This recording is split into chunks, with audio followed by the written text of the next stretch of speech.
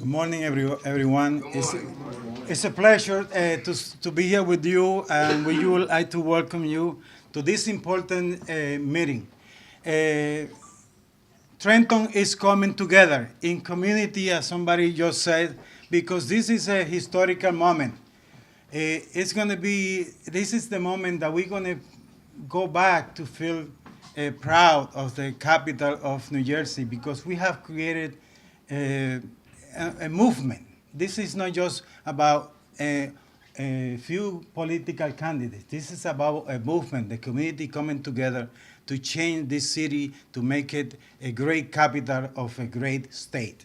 So, and we have somebody who is going to make an announcement.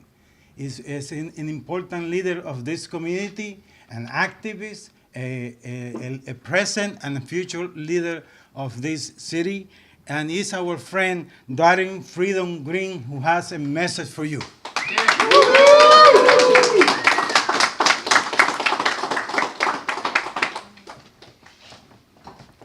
Good afternoon.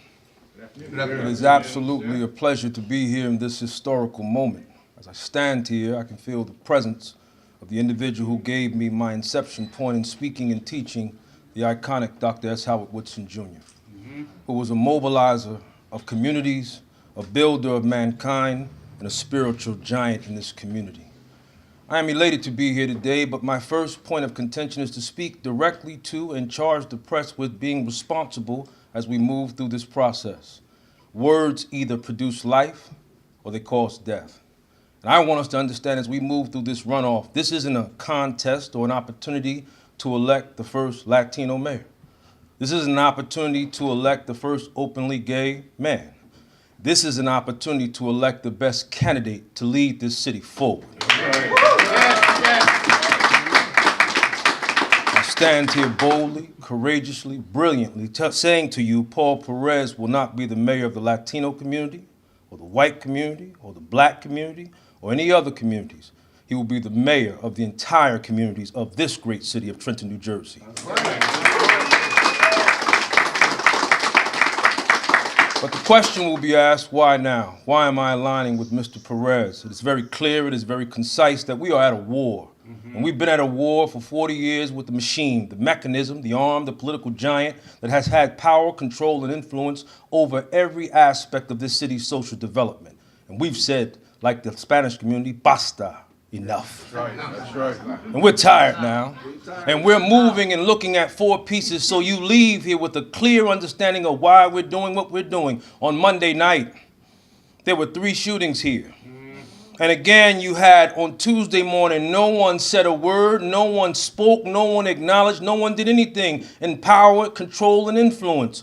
Paul Perez on Tuesday would have been standing with a new police director, acknowledging that something tragic happened and that we as a community collectively have to work with our police department to secure, protect, and build the Trenton we desire. We can't have any more missing leaders in place. We need people who are on front, handling business, and leading this city by example. I plan to stand with him every time anything happens, not just to address the tragedy, but to work daily and tirelessly to address the systemic issues that cause crime and criminal behavior. The second piece of evidence we're looking at now that the machine has created is we have been here and we become almost conditioned now to our schools failing our young people. You now have an environment where young people are graduating and they have diplomas but can't spell diploma.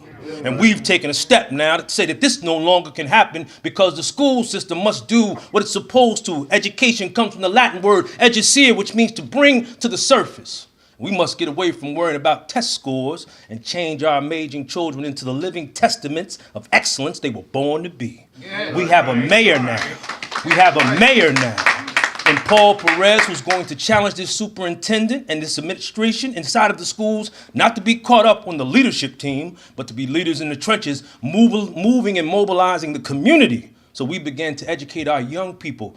If our schools fail, our city fails. And we can no longer allow that to occur because the educational institutions are producing the people who will man and control and move this city forward. Either we produce giants or we produce death. And I'm saying to you, we can no longer allow our schools to fail our young people in this great city. The third piece is we've had a historical disinvestment of everything that lives here. Right now, if you want to go down South Broad Street, you will see the old courthouse. And there are people working there, contractors, who don't live here.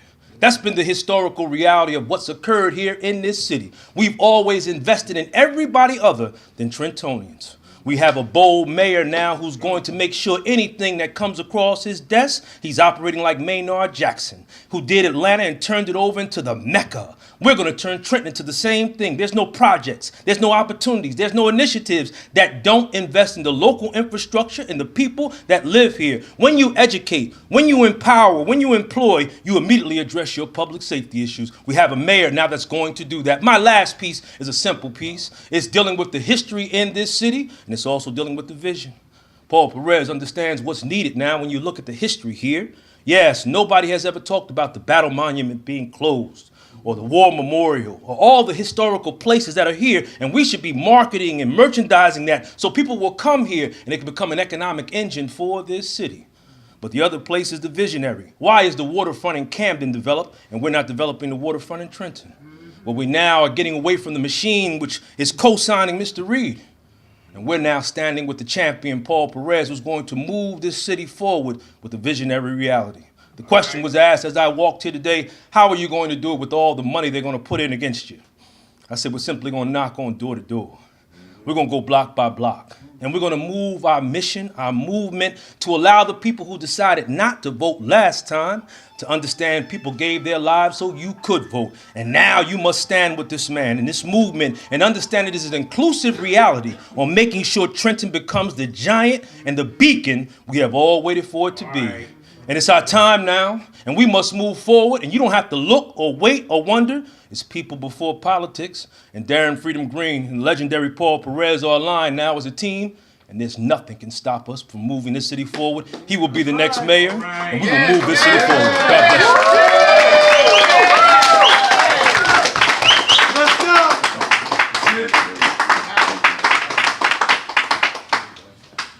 Good gracious! So I'm going to have to, I'm going to have to get used to coming behind somebody so powerful,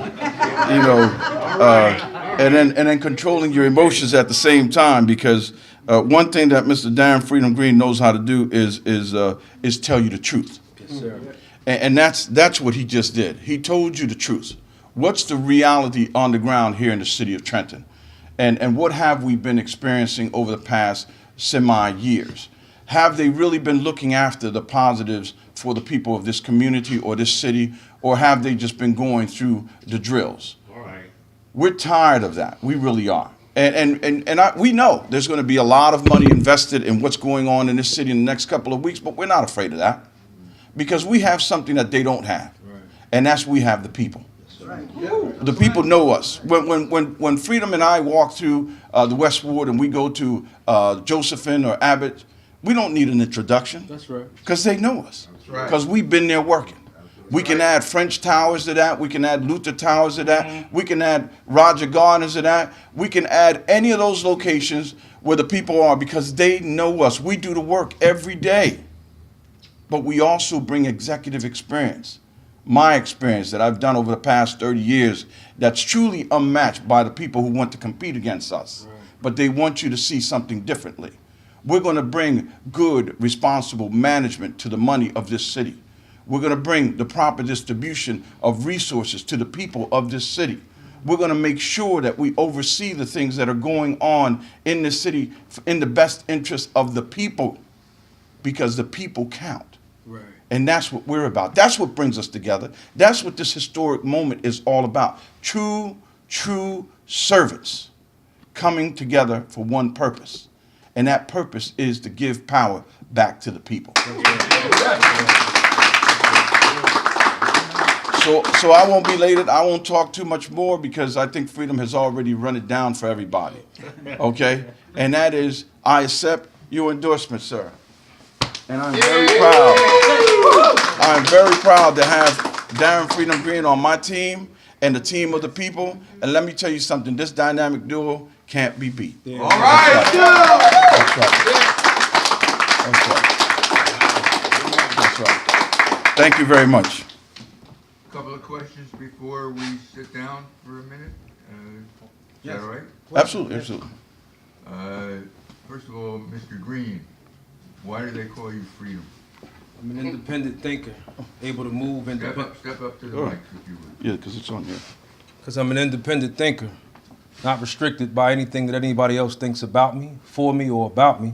I'm a person who moves thought into realization on a day-to-day basis. Not only that, I free other people from being restricted the same way by teaching truth. And Mr. Perez, there's an article in the Trentonian this morning that suggests that, or actually Reed Gutierrez is also suggesting that this is part of a deal, that Mr. Green will have a role in your government, and that's how you got him to be here this morning. What do you say to that? Well, that just goes to show you that Reed hasn't been around this city long enough to know the kind of work that we do. You know, we didn't strike a deal. We've known each other now for several years. We've worked together on different projects.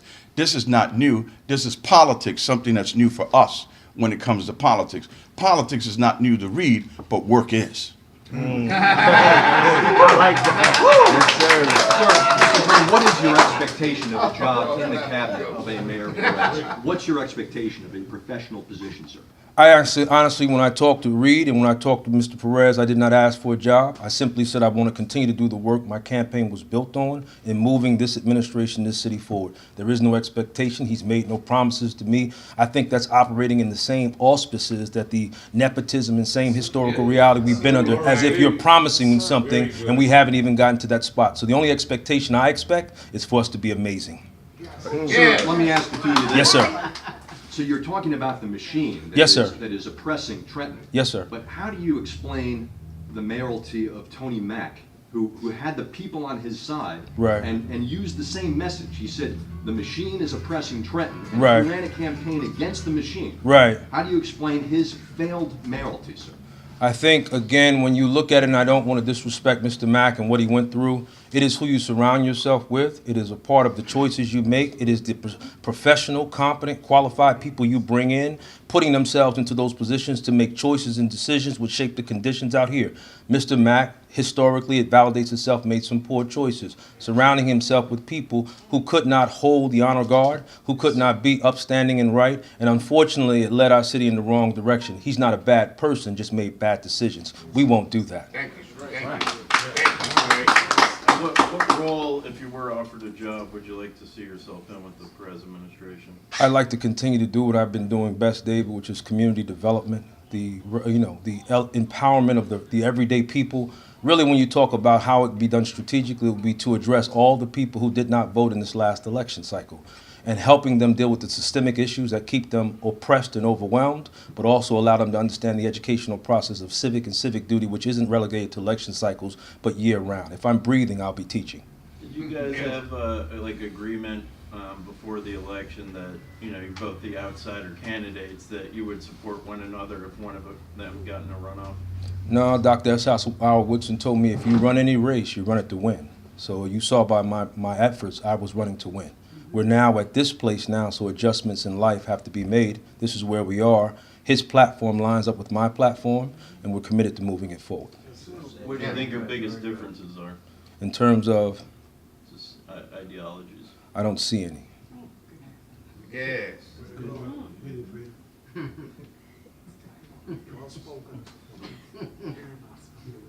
Mr. Perez, if I could, sir. Sure.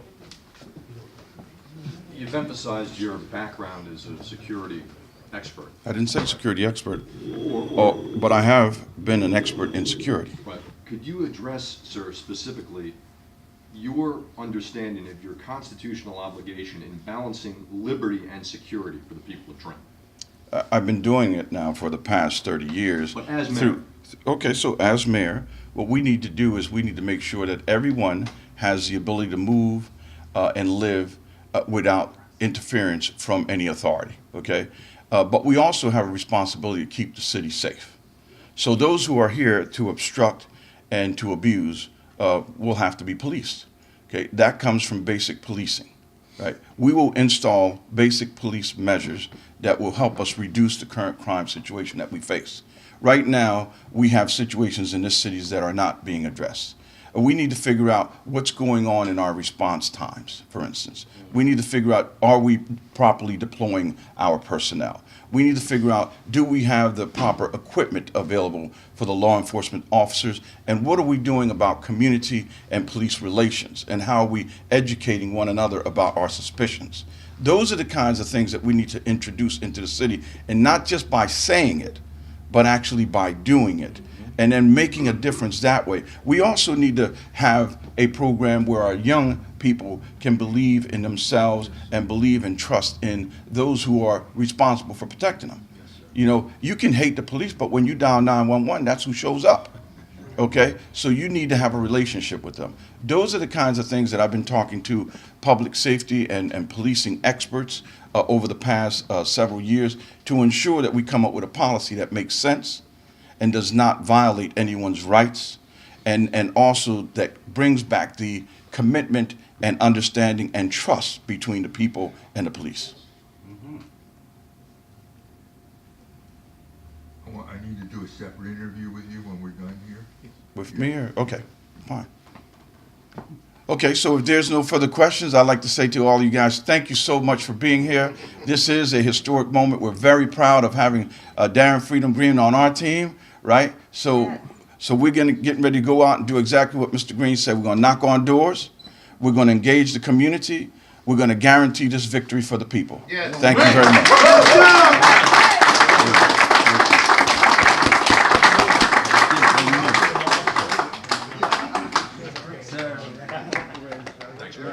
Thank you so much. Thank you, sir.